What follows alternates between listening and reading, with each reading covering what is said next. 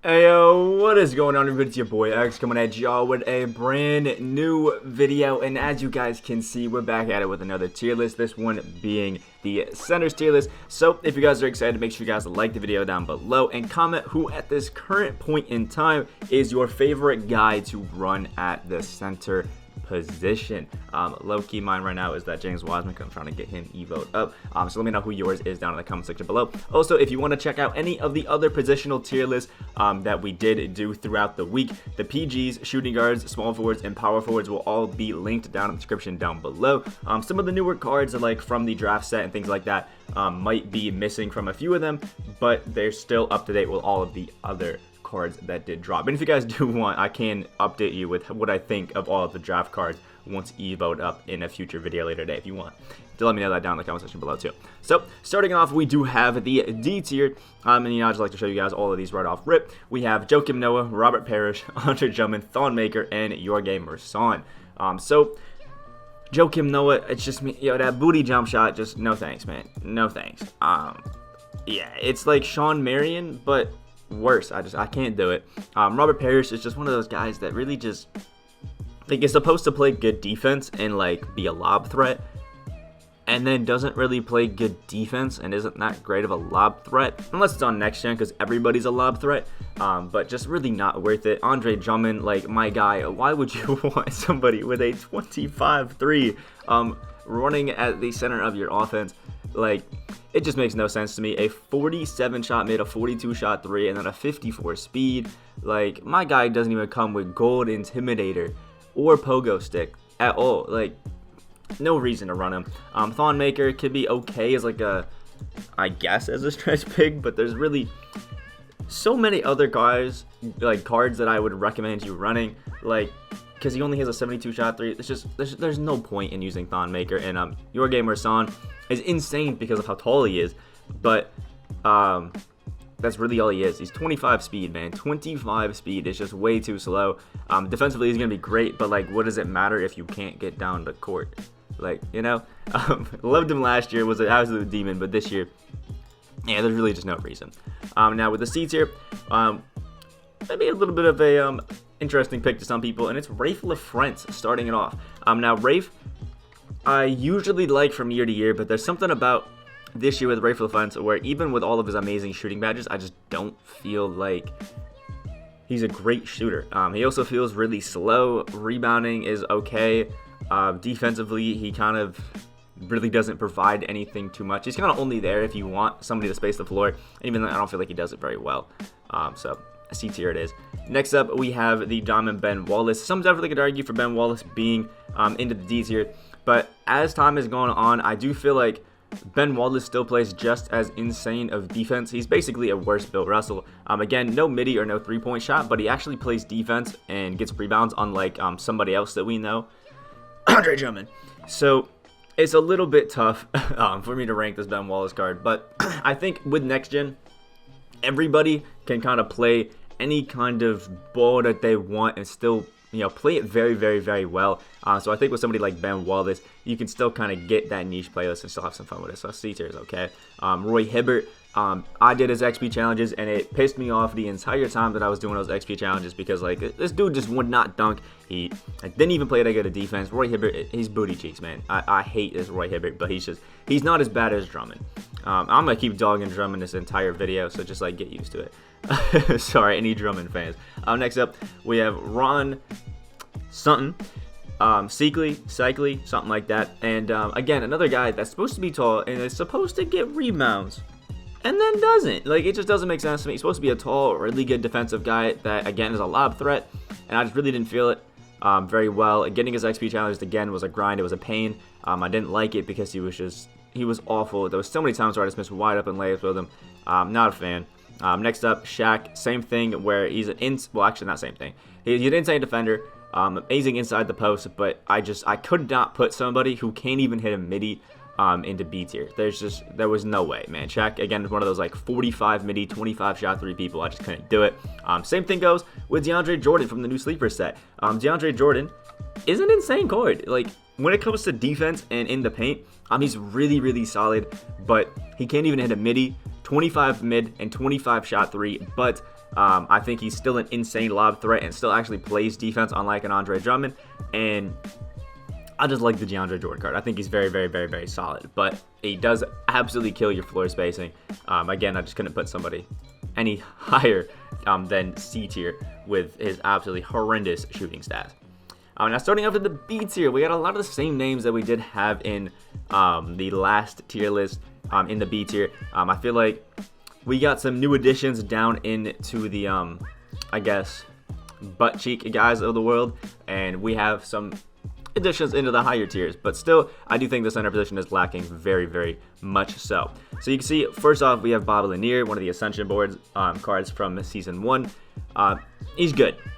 Awesome at the post, awesome in defense, and, just finishing in general. Can hit actually an occasional midi, but Bob Lanier, I feel like he's supposed to be an awesome defender, but because you have to add so many badges to him, it just doesn't feel like it. So if you do badge him out, maybe you could throw him into A, but I'm not feeling it with Bob Lanier. He's, again, an amazing post player, but other than that, he really didn't amaze me too much. And if your number one thing is being a great post guy as a center, I don't really see too much use in it because not too many people use the post. It's mainly pick and rolls, pick and pops, things like that. Next up, we do have Zydrunas Ilgauskas, who I think offensively can play like an A tier card, but if you guys have looked actually at Zydrunas Ilgauskas, I'm pretty sure he has like a 26 speed. Like that is tough, man. A 29 speed, like that is tough. Like offensively with Hall of Fame Hot Zone Hunter and Gold Catch and Shoot, like that is beautiful. Beautiful, even as Gold Intimidator and Hall of Fame box, but my man's cannot run on the court. So I had to put him at B tier. I know a lot of people love him and maybe want him A, but I just, So Jonas Ilgauskas, he's amazing at just the pick and pop game, but he's just so slow that, you just can't get down the court, man. Next up, we have Wilt Chamberlain, another one of those guys who's an insane back to the basket big, plays awesome defense, gets a lot of rebounds, plays awesome in the post and in the paint in general. And this one actually can hit the occasional midi. Overall, very, very, very, very solid. But I had to leave him in a B tier because, again, not the most amazing thing. Wilt Chamberlain just didn't really, jump out to me. Next up, we have Ralph Sampson, another card that I feel like is really, really hurt by his lack of speed. This Ralph Sampson is like a 40 speed, somewhere in the 40s. And I think I looked at it, and if you give him the max amount of speed that you can only get it to a 51. So even though he's a 70-shot three and can hit it from the corner, solid mid-range shooter, awesome defender, awesome inside the paint and in the post, man, he can't move. He can't move, and I can't do that. Next up, we have Moses Malone, who's a card that I always kind of shout out as being one of those sleeper picks. But to make Moses Malone great, you do have to spend like 300k MT, so it's probably better spent elsewhere. But Moses Malone, 6'10", is solid. And you can make him a great shooter by just giving him range extender, deadeye, hot zone hunter, flexible release, things like that, or sniper if you want to call it from the next gen terms. And he already has Hall of Fame rebound chaser and intimidator, so I think he's really, really solid otherwise. And has decent jump shots you can get from the corner. But if you badge him out, it can be insane. But because it's so expensive, I still leave him into the B tier. Next up, we have Pink Diamond, Marcus Camby. Marcus Camby, very solid card. Kind of just one of those, play defense, do a little bit of everything else kind of guys. Comes with Silver Claims, which is great. Hoff Intimidator, Hoff Brick Wall, Hall of Fame Post with Lockdown, and Moving Truck, which is great. Gold Rebound Chaser and Pick Dodger. Like, my guy's an insane defender. But outside of that, it's just kind of a lob threat with a midi. So he's a decent card, but as a lock-in reward, I don't really know about that. That's kind of sus as a lock-in reward. Like, he's basically just as slightly taller than Dennis Rodman. That's a little tough. Next up, we do have Amethyst Karl-Anthony Towns. Karl-Anthony Towns is amazing. Offensively, his jump shot is great. Awesome green window. Just a beautiful, beautiful, beautiful guy. But the thing is like his defense it's sus, man. I've used this Karl-Anthony Towns a good bit in like limited things like that since the last tier list. And offensively, he really has helped me out. Just spread the floor and do everything great there. But defensively, huge mismatch. I went against Patrick Ewing. I got 50 dropped on me because his cat just could not play defense. So, yeah, B tier it is. Next up, Greg Oden. Another one of those really good back to the basket bigs that plays solid defense and has a good midi. But no shooting badges and no potential to get shooting badges, so it's a little bit tough. If you run the Brandon Roy duo, you actually get a pretty capable 3 on this Greg Oden, which is nice. But if you want just kind of defense and occasional middies, there's somebody that will show off first in the A tier that you definitely should go for instead. And last but not least, we do have Dikembe Mutombo. Now, I understand a lot of people love this Dikembe Mutombo too, and trust me, I love Dikembe as well. I've used him, and Dikembe is probably, next to the guy that I'll shout out next, one of the best defenders in the game. I think Dikembe is probably the second best defensive big man in the game because he's 7'2", 7'6" wingspan. It's just insane, awesome lob threat, and you can actually badge out a lot of things. Now, his mid-range is a little bit sus, which I don't like, and it doesn't come with clamps, which is a little bit hurtful, but because you can badge everything out, I do think it helps. Has a decent speed stat of a 74 as well for a center. That's actually pretty good. And he's a 99 block and touch shot tendency, so he's a beautiful, like an insane defender. But Dikembe Mutombo just really feels like a big lack on offense for the most part, and I just feel like I can't really run him very effectively, so I tend to avoid. But overall, very, very, very solid. I mean, if you like that kind of, pick and roll heavy kind of offense, I think Dikembe works really great in it, though. And next up at the A tier, who I think is the best defensive center in the game, Diamond Bill Russell. This Bill Russell card is, alright, I'm going to keep it a buck. I hate traditional centers that can't shoot threes, usually in 2K, or at least centers that don't have a decent mid-range. And Bill Russell has a 70 mid-range, which is perfectly fine. 84s in his speed, like, come on, that is solid. Really good standing and driving dunk. Solid post game. The interior defense of a 93 with Hall of Fame intimidator and defensive leader and post move lockdown and rim protector. Like, okay. Has pickpocket, pogo stick, rebound chaser, clamps, all that on gold. Even has pick dodger as well. Now, two things that would be nice on him is Heart Crusher and Intimidator, which you can add. I also think Giant Slayer and maybe like an Acrobat or Back Down Punisher. Very solid badges to add. But this Bill Russell plays defense so well that it is actually unreal. Like, I've never had a card play such good defense. We also have a 99 contest shot and block shot tendency, which is great. Awesome dunking tendencies as well. I just love this Bill Russell card. Seriously thinks he plays the best defense I've ever had. And because of just how great his speed is all around, you never are caught lacking with this Bill Russell. And I've had so many people rage quit just from not being able to score purely because of Bill. So, love him.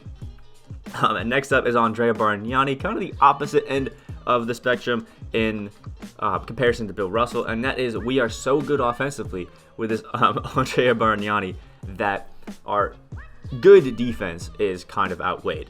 Now, Bargnani comes with bronze range extender already, which is beautiful, and then we have, goal catch and shoot, green machine, and hot zone hunter. Has the oh my lord, has the Amari Stoudemire jump shot, which is beautiful, decent speed stat, not great, but not bad. Solid defense, solid rebounding, awesome post game, really good shot, 3 of an 87 and 83 midi. You can get it up to 90, absolutely beautiful, decent tendency, so not great, but not bad. But I'm telling you, this Andrea Bargnani, for me personally, is a green light machine, man. Andrea, I keep saying Andrea, man. Amari Stoudemire's jump shot. It's just one of those jumpers that I feel like is so easy for me personally to get green. So this Andrea Bargnani definitely is higher up in my list. Now, when it comes to budget cards, I do think Bargnani definitely kind of ranks in S tier for budget. But I think overall in the centers, you could probably talk about it as a A or B tier card, depending on, if you've badged them up a little bit or not.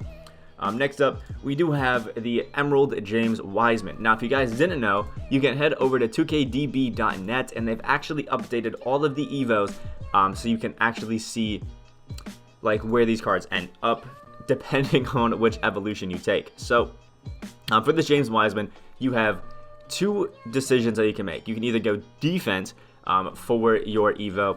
You'll get a few finishing badges, and then we get Hall of Fame Intimidator, Gold Rebound Chaser, Pogo Stick, all of those wonderful things. On top of having solid post game, a good dunking, obviously great defense, a good midi, really solid speed, and awesome rebounding. Or you can go post score, get Hall of Fame Post Spin Technician, some okay defensive badges, but nothing too crazy, and really good finishing stats. You get a little bit of a boost in speed, and obviously your post game and finishing are insane. Now, my personal recommendation is for you to go to the defensive end because, well, I think defense is a little bit more important at the center position instead of post game. Because this James Wiseman comes with gold quick first step already, and then that Hall of Fame Intimidator, probably the best defensive badge you could have. Like, come on. And awesome defensive stats, obviously. We have an okay pick and popper on silver, which is going to help with our 79 midi, and then great finishing stats. So I think At the defensive one, I would definitely throw this James Wiseman up in A, but if you went post scorer wise, I think I'd move James Wiseman to like a B kind of tier as the overall center, but still very, very, very solid. I love this James Wiseman card. Next up, we have Dino Raja. Might be a little bit biased because y'all know I love my guy Dino, but with Dino, he's just probably, again, one of the best budget centers in the game. Has a really solid mid. He plays some of the most insane defense I've ever had. And if I'm being honest, I sometimes struggle to out-rebound this Dino Raja with Bill Russell because Dino is 6'11" with a 7'11" wingspan, which is just one of the most annoying things to go against. Like, Dino, he's got it like that. Defense is solid. The rebounding is amazing. The midi with jump shot 4 is beautiful. I'm nervous for when we get a better Dino Raja because, Lord, is he going to change up the meta. And last but not least, or not last but not least, second to last in the A tier, we have Kristaps Porzingis. Kristaps Porzingis is a very, very solid card. I feel like I like him so much just because he's 7'3" with the Brook Lopez base, can space the floor, and because he's so tall, he plays amazing defense, and because he's so tall, you can just kind of shoot the ball whenever you're in the paint on next gen. You don't even actually have to be open. You can kind of just like press square and it'll probably go in with Porzingis because he's so tall. You can see there's a little bit of hatred in my voice for that, but Kristaps Porzingis definitely is just one of those guys on next gen that you hate to go against because of how great he is offensively, but on defense he definitely sometimes can be lacking a bit unless you badge it up real nice. And last but not least is LaMarcus Aldridge into the A tier, man. I love this LaMarcus Aldridge.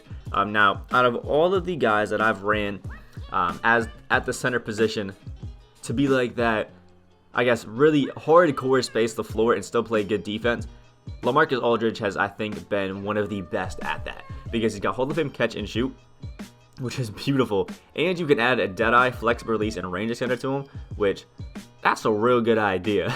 Also boosts up his intimidator to goal. His post game is amazing. 90 shot 3, 85 shot mid, and with the shot stick, my man don't miss. Like, my man does not miss, which is beautiful. I love it. Now, I would add sniper to him just to really help out your shot stick shooting if you are like that. But this LaMarcus Aldridge, I think plays that, stretch center position so well that I throw him in A.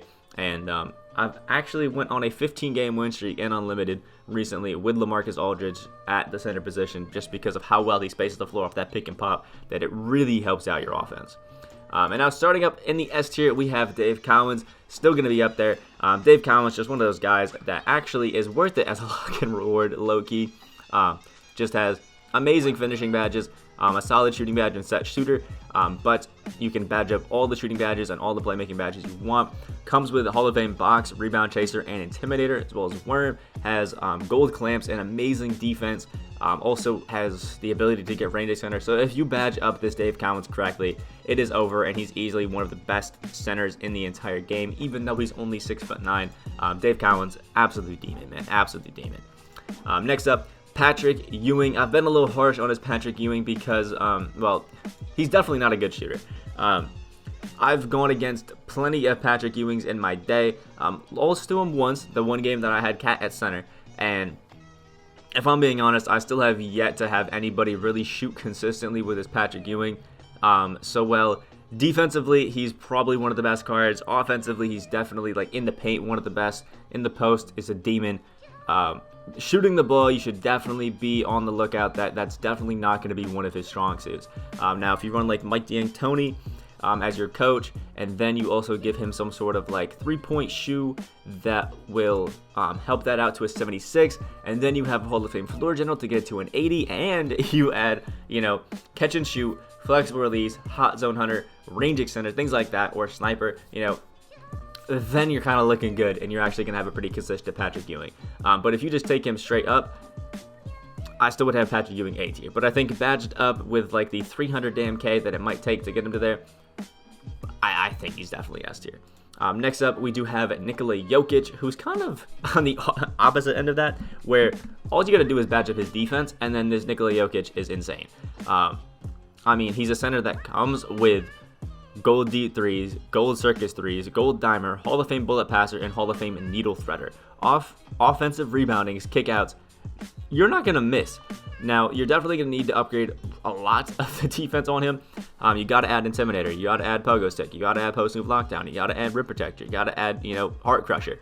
But once you do that, it's over. Because Nikola Jokic is already an offensive demon. So once you make his defense up to the rough average tier where you're still going to be playing solid, it is over. And again, with a shot stick, this Jokic is money. Next up, we have George Mikan. I'm really not going to explain too much because George Mikan just has stayed at the top of S tier since he came out. George Mikan can space the floor great, awesome post player, awesome defense, really good in the paint, finishing, all of that sort of stuff. He's just a beautiful, beautiful, beautiful card. I love him. And last but not least, we do have Diamond David Robinson, one of my favorite kind of centers that we've had. Again, I did his XP challenges and it was buttery smooth, so easy. 7'1", 7'5" wingspan, and just plays great in the post. Has Hall of Fame post move lockdown and rim protector, which is great. We got gold intimidator, rebound chaser, and defensive leader, and even has bronze glance, which is beautiful. Some solid shooting badges like catch and shoot, hot zone hunter, blinders, and set shooter, which is great. You can also add Deadeye if you wanted to, and difficult shots. And David Robinson, for some reason, has a decent leaner. So with difficult shots, he's kind of an interesting card to go against. I would add posterizer to him though, because that's a big badge that I think he's missing, and with that, definitely makes him better. But other than that, add Pogo Stick. You got a solid card that I think is going to be very, very good at just playing good defense and stretching the floor for a good bit in 2K. Now, one thing I will warn you guys of is David Robinson doesn't have hot zones from the three-point line, so you're purely going to be worrying about how well you can shoot the ball.